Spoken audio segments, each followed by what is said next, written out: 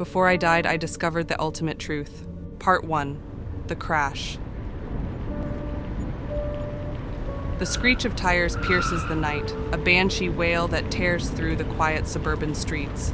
My hands grip the steering wheel, knuckles white with tension. The world outside my windshield becomes a blur of motion. Streetlights stretching into long streaks of amber against the darkness. I'm going too fast. I know this, somewhere in the rational part of my mind, but that voice is drowned out by the thundering of my heart and the rush of adrenaline in my veins. The speedometer needle climbs higher, higher, impossibly high. Why am I running? The thought flits through my mind, elusive as a dream upon waking. There was a meeting, wasn't there? Angry voices, accusations thrown like daggers. A revelation that threatened everything I'd built. No time to dwell on that now. I take a corner too sharply, feel the car's tires lose their grip on the rain-slicked road. For a moment, I'm weightless, suspended between heartbeats as the vehicle begins to spin. Time slows. The crunch of metal comes next, a cacophony of destruction, as my car collides with something. A tree? Another vehicle? It doesn't matter. The impact sends me lurching forward, held back only by my seatbelt cutting into my chest and shoulders. Glass shatters, 1,000 diamonds exploding inward. I can see my reflection in them. 1,000 fractured images of wide eyes and parted lips. Is that really me? I look afraid. I'm never afraid. Sarah Thorne doesn't do fear. She causes it in others. But now, as my world literally crumbles around me, I feel it. Raw, primal terror claws at my throat, threatening to burst out in a scream that never comes. The steering wheel presses against my chest, an unwelcome embrace. Pain blossoms, but it's distant, like it belongs to someone else. I try to move, to fight against the inevitable, but my body won't respond. I'm trapped in this moment, this breath between life and death. As the car continues its brutal dance of destruction, memories flash before my eyes. Not my life flashing before me. No, nothing so cliché. Instead, I see fragments of the person I've become. A campaign rally, my voice ringing out over a sea of faces. I promise you a safer, stronger city. The words taste like ash in my mouth now. How many of those promises did I actually keep? A backroom deal? Shaking hands with a man whose eyes never quite meet mine. You scratch my back, I scratch yours, Ms. Thorne. The weight of the envelope he passed me, heavy with ill-gotten gains. My mother's funeral, standing dry-eyed at the graveside while others wept. Did I feel anything at all that day? Each memory is a dagger of regret, slicing through the carefully constructed armor I've worn for so long. Is this my punishment? To see the truth of who I am in my final moments? The world continues to spin, a kaleidoscope of shattered glass and twisted steel. Time crawls to a halt, each second stretching into eternity. I can see a single drop of blood suspended in the air before me, catching the light like a morbid ruby. I want to close my eyes, to shut out the destruction around me, but I can't. Some force keeps them open, forces me to bear witness to my own undoing. As darkness begins to creep in, at the edges of my vision, a figure appears, tall, ethereal, shrouded in shadows. For a moment, I think it's a hallucination, a product of my trauma-addled brain. But then it moves, gliding towards me with impossible grace. I try to speak, to cry out, but no sound escapes my lips. The figure reaches out a hand, long fingers stretching towards me. In that moment, I know with absolute certainty that this is no rescuer. This is something ancient, something terrifying. This is my reckoning. As the hand draws closer, the world goes dark. The last thing I see is a pair of eyes, burning with an otherworldly light, staring into my very soul. Then nothing. Part 2, The Awakening. Consciousness returns slowly, like wading through molasses. For a moment, I'm certain I'm dead. The absence of pain, of sensation, seems to confirm this. But then awareness creeps in, and with it comes a dawning horror. My eyes snap open, and I find myself standing upright on cracked pavement. The car is gone. The road is gone. In their place is a cityscape that defies comprehension. Buildings loom overhead, their facades crumbling and decrepit. Windows gape like empty eye sockets, reflecting nothing. The sky above is a sickly, greenish gray. No sun or moon in sight. An oppressive silence hangs in the air, broken only by the sound of my own ragged breathing. "Hello?" I call out, my voice echoing off decaying walls. No answer comes, save for the mocking repetition of my own plea. I take a tentative step forward, and the ground shifts beneath my feet. Looking down, I see my reflection in a puddle of stagnant water, but it's wrong. The face staring back at me is older, harder, with eyes that have seen too much. Lines of cruelty and ambition are etched around my mouth. Is this me? A chill runs down my spine as I realize I can't remember my name. I know I should know it, can feel it dancing just out of reach in my mind, but it refuses to come. I start walking, each step feeling like I'm moving through invisible treacle. The air is thick, resistant, as if the very atmosphere of this place is trying to impede my progress. Time doesn't flow right here. Sometimes a blink lasts an eternity. Sometimes an hour passes in the span of a heartbeat. As I wander the empty streets, flashes of memory assault me. A courtroom, standing tall as the judge reads out a not guilty verdict. The relief on my client's face, the outrage from the victim's family, the weight of the bribe money in my briefcase heavy with guilt. A city council meeting, my impassioned speech swaying votes. We must prioritize growth and development. The faces of those who would be displaced by my proposed project blur together in a sea of irrelevance. A mirror in a lavish bathroom adjusting my perfectly tailored suit. "You're Sarah fucking Thorne," I whisper to my reflection. "And you're unstoppable." Sarah. The name sits uneasily in my mind now, like an ill-fitting garment. Is this truly who I am? Was I always this person? I round a corner and find myself in what must have once been a park. Withered trees reach skeletal branches towards the colorless sky. A rusted playground stands silent sentinel over the desolation. In the center, a dried-up fountain holds stagnant water, its surface an oily black. Drawn by a morbid curiosity, I approach the fountain. As I peer into its depths, the liquid begins to swirl, forming images. A young girl, wide-eyed and ambitious, swearing to make something of herself no matter the cost. A law student, burning the midnight oil, driven by a hunger for success that overshadows everything else. A rising star in the political arena, shaking hands and making deals, each compromise chipping away at whatever ideals I might once have had. The woman I became, hard-edged and ruthless, trampling over anyone who stood in my way. I recoil from the fountain, bile rising in my throat. Is this what my life amounted to? A series of selfish choices, each one leading me further from the person I could have been. A sound cuts through my self-recrimination, a low, guttural growl that seems to come from everywhere and nowhere at once. I spin around, heart pounding, searching for the source. There, at the edge of the park, a figure stands, motionless. Tall and slender, its form seems to shift and waver, as if it's not quite solid.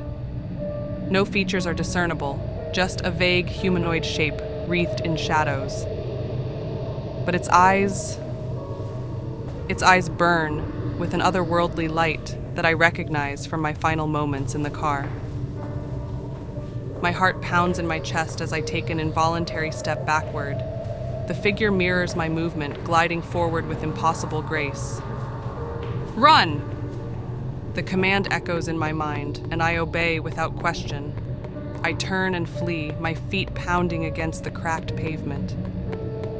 Buildings blur past me as I race through the abandoned city, taking random turns in a desperate attempt to lose my pursuer. I dare a glance over my shoulder and immediately wish I hadn't. The figure is closer now, its form becoming more defined with each passing moment. I catch a glimpse of reaching hands, long fingers grasping at the air, before I force myself to look ahead. As I run, the world around me seems to twist and warp. Buildings stretch impossibly tall. Streets curve in ways that defy geometry. Reality itself seems as fluid and unstable as my own fragmented memories. I turn down an alley, hoping to lose my pursuer in the maze-like passages. For a moment, I think I've succeeded. The oppressive silence returns, broken only by my ragged breathing. I lean against a graffiti-covered wall, trying to catch my breath. "Oh, Sarah," a voice whispers, seeming to come from everywhere at once. Did you really think you could escape me? I freeze, my blood turning to ice in my veins. Slowly, I turn to face the entrance of the alley. The figure stands there, more solid now, but still shrouded in an otherworldly aura. Its face is a void, a black hole that threatens to draw me in. What are you? I manage to choke out.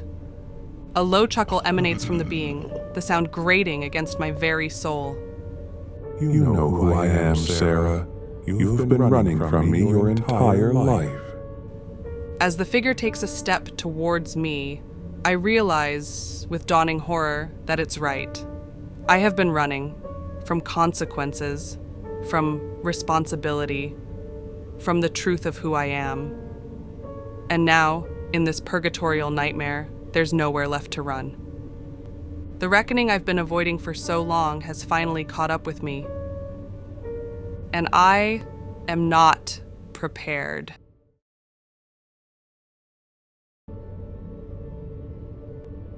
Part 3.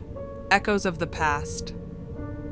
The figure before me radiates an aura of ancient power, its very presence seeming to warp the fabric of reality around us. I press my back against the alley wall, heart thundering in my chest, searching desperately for an escape that doesn't exist. "What do you want from me?" I demand, my voice cracking with fear despite my attempt at bravado. The being tilts its head, an unsettlingly human gesture from something so clearly not of this world. "Want?"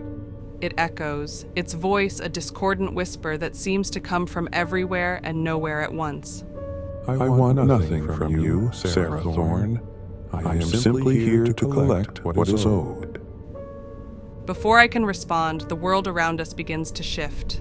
The decrepit alley melts away like wax under a flame, replaced by a familiar scene that makes my breath catch in my throat. We're standing in my old office at City Hall. Everything is exactly as I remember it. The mahogany desk, the leather chairs, the view of the city skyline through floor-to-ceiling windows. But it's all wrong somehow. The colors are muted, as if seen through a layer of grime, and there's a heaviness to the air that speaks of decay and corruption. I see myself, seated behind the desk, younger and sharper, edged. A man sits across from me, his face a mask of desperation. "Please, Miss Thorne," he begs. "My family has lived in that neighborhood for generations. If this development project goes through, we'll lose everything." The me behind the desk leans forward, a predatory smile playing at her lips. "Mr. Ramirez, progress always comes at a cost. The city needs this project. I'm sure you understand." I watch, horrified, as my past self slides a document across the desk. "Of course, if you were to sign this agreement not to contest the project, I'm sure we could find a way to compensate you for your inconvenience." The scene freezes, and I turn to the shadowy figure beside me. Is this real? I ask, though I already know the answer. This is memory. The being replies. Your memory. Unvarnished by the lies you told yourself over the years. Shame burns hot in my chest. I was doing what was best for the city, I protest weakly. The figure's laughter is like breaking glass. Were you? Or were you doing what was best for Sarah Thorne? Before I can argue further, the scene shifts again. We're in a dimly lit bar, smoke hanging heavy in the air. I see myself again, this time locked in intense conversation with a man I recognize as the city's police chief. I need this investigation buried, John, my past self hisses. If anyone finds out about the funds I've been diverting. The chief nods slowly. It'll cost you, Sarah, more than usual. Whatever it takes, I hear myself say without hesitation. I turn away, unable to watch anymore. Stop this, I plead with the shadowy figure. I don't want to see anymore. Of course you don't. It replies, its tone almost gentle. But wanting and needing are rarely the same thing, are they, Sarah? The world shifts once more, and we're standing in a hospital room. The scene before us makes my heart clench painfully. An old woman lies in the bed, frail and pale. Machines beep steadily around her. And there I am, standing at the foot of the bed, impatience clear in every line of my body. I'm sorry, Mother, I hear myself say, the words as cold and detached as I remember them. But I have a campaign to run. I'm sure the nurses will take good care of you. I watch myself turn and walk out of the room without a backward glance, leaving my mother alone in her final hours. Tears stream down my face as I relive this moment of callousness. I didn't know, I whisper. I didn't know it would be the last time I'd see her. Didn't you? The figure asks softly. Or did you simply not care? I fall to my knees, overwhelmed by the weight of my sins. The being looms over me, its presence both terrifying and oddly comforting in its inevitability. Who are you? I ask again, looking up into its featureless face. What are you? The figure seems to grow, filling my entire field of vision. I have many names. It intones. In your tradition, I am often called the Angel of Death. But I prefer a simpler title. I am the End. A chill runs through me at these words. Are you here to kill me? The being, Death, shakes its head slowly. You're already dead, Sarah Thorne. I'm here to guide you to what comes next. And what is that?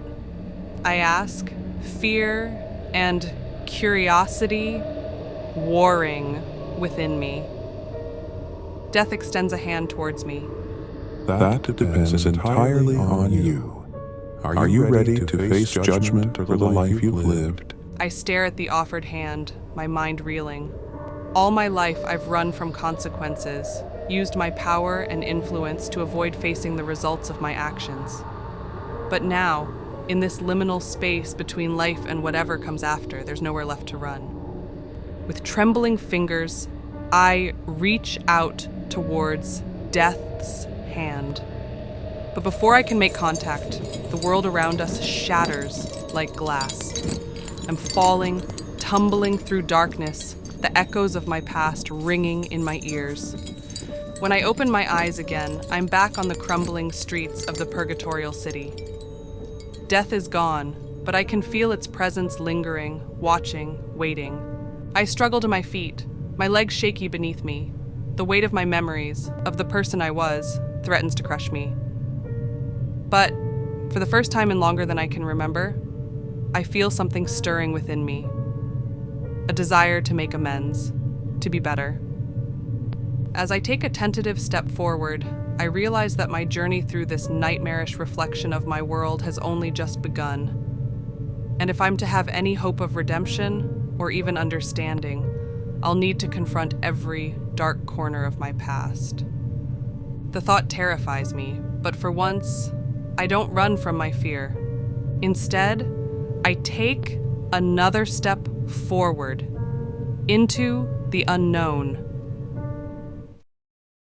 Part 4. The Crucible of Redemption.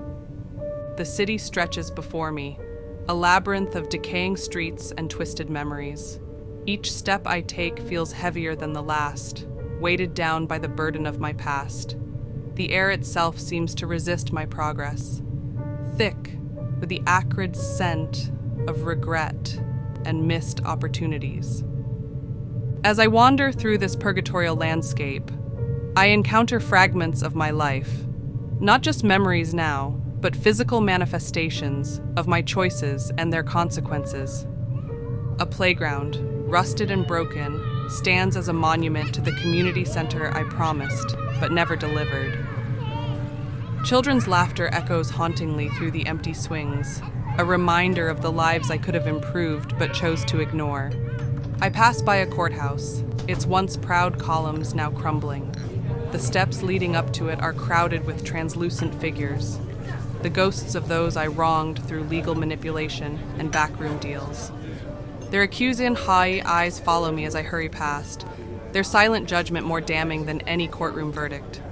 Each scene I encounter forces me to confront a different facet of my life, a different failure of character. It's agonizing, but I force myself to look, to remember, to feel the weight of every selfish choice and callous action. As I round a corner, I come face to face with a massive billboard. My own face stares back at me, younger and full of false promise. Sarah Thorne, your voice for a better tomorrow, it proclaims. The irony is bitter on my tongue.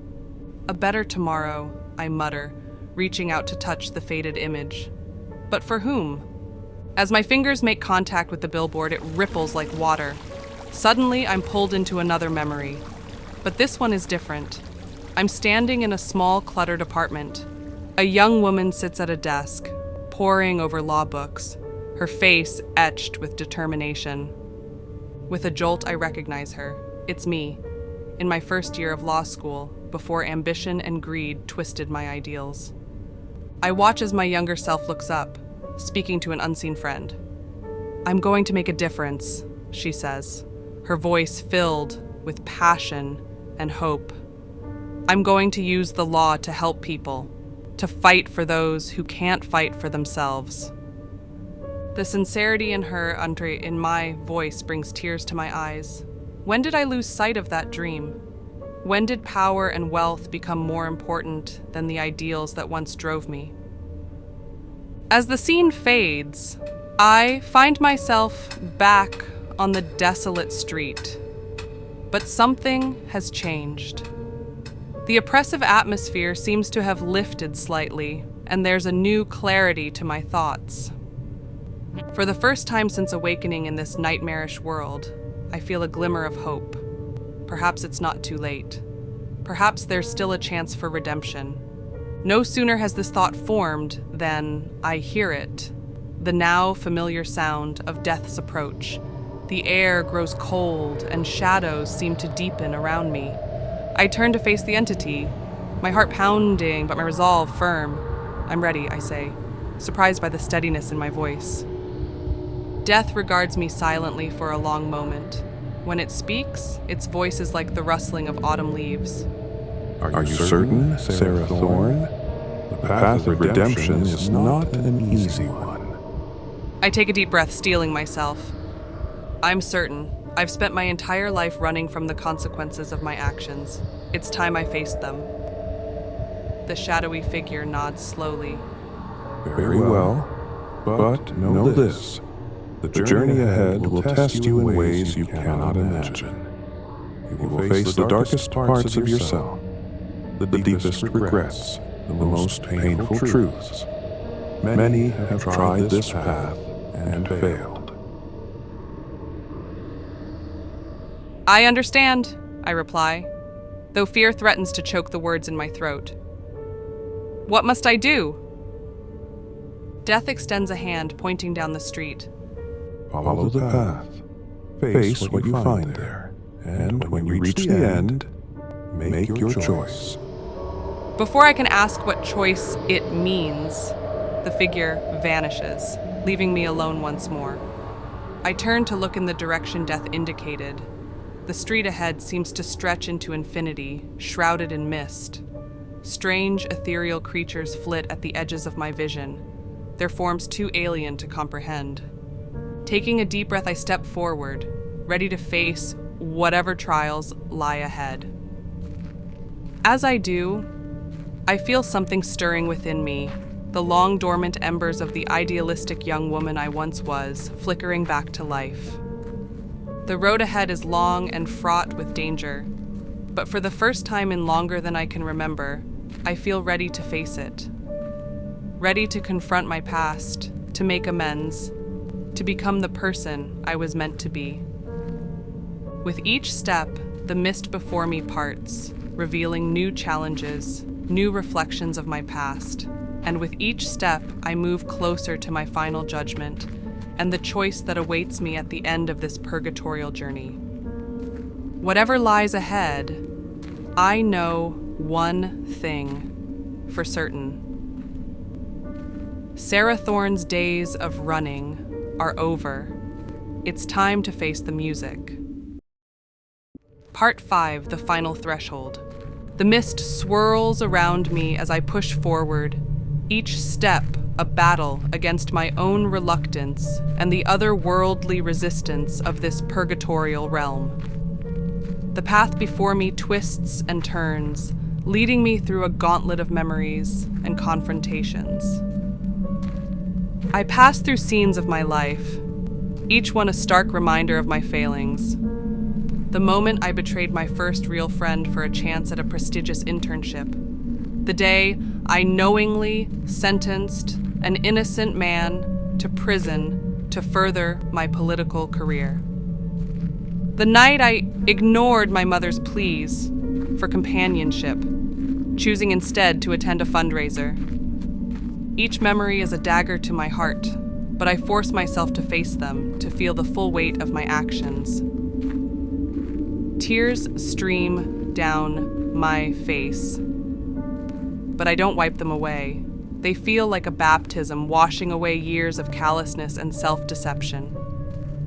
As I progress, the creatures that have been haunting the edges of my vision grow bolder.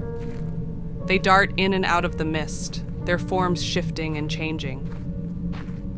One moment they appear as twisted reflections of the people I've wronged. The next, as monstrous embodiments of my own sins. Finally, after what feels like an eternity of emotional and spiritual trials, I reach the end of the path. Before me stands a great door, its surface etched with scenes from my life, both the good and the bad. Death materializes beside me. Its presence is now more solemn than terrifying.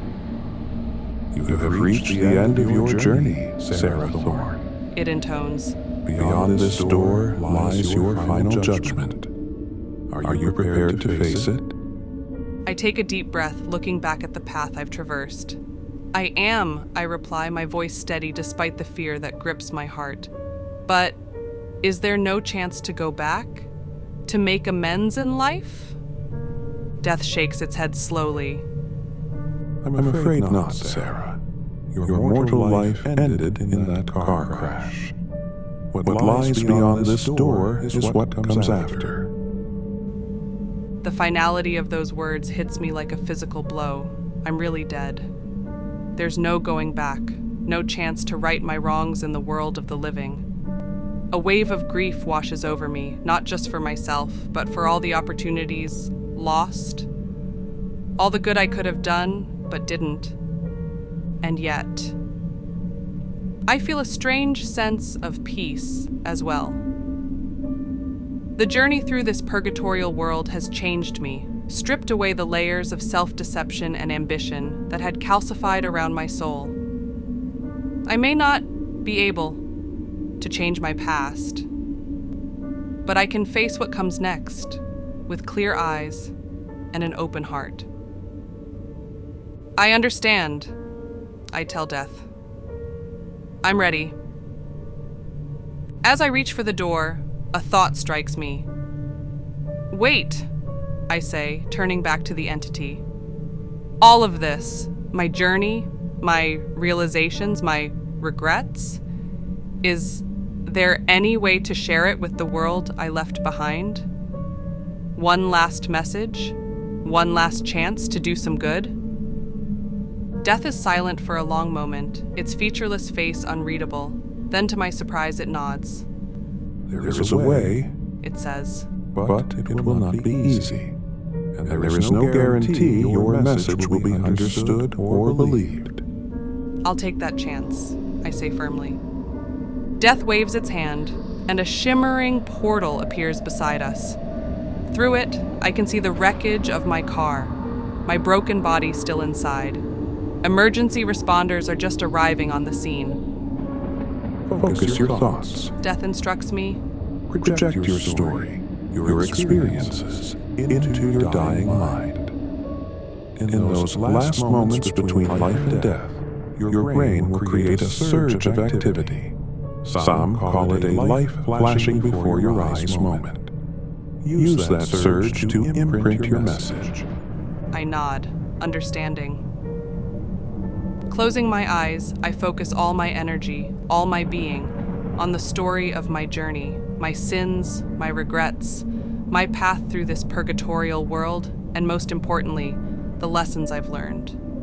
I push it all towards that fading spark of life in the wreckage. As I do, I feel myself fading, my essence dispersing. The last thing I hear is Death's voice. It is done. What happens now is up to them. Then, darkness. Epilogue. Dr. Elena Rossi stared at the brain scan results in disbelief. The neural patterns were unlike anything she'd ever seen. A coherent narrative encoded in the final moments of Sarah Thorne's life. As Elena and her team worked to decipher the story, they felt the weight of its implications. A journey through purgatory, a reckoning with past sins, a message of redemption. It was revolutionary. But they never got to share their discovery. 3 days after the breakthrough, Elena arrived at the lab to find it emptied. Equipment gone, data erased, colleagues vanished. Only a single sheet of paper remained on her desk, bearing a simple message. This knowledge is not for the world. Forget what you've seen. The Watchers. For years, Elena obeyed, haunted by fear and unanswered questions. But as she nears the end of her life, she can't bear to let Sarah's story die with her. This manuscript is her final act of defiance, a hidden truth tucked away in the vastness of the internet, waiting for someone brave enough to believe. To you, the reader, what you've just read is more than a story. It's a secret that powerful, unknown forces tried to bury. What you do with it is up to you. But remember, in a world of lies, sometimes the most unbelievable tales are the ones most worth believing.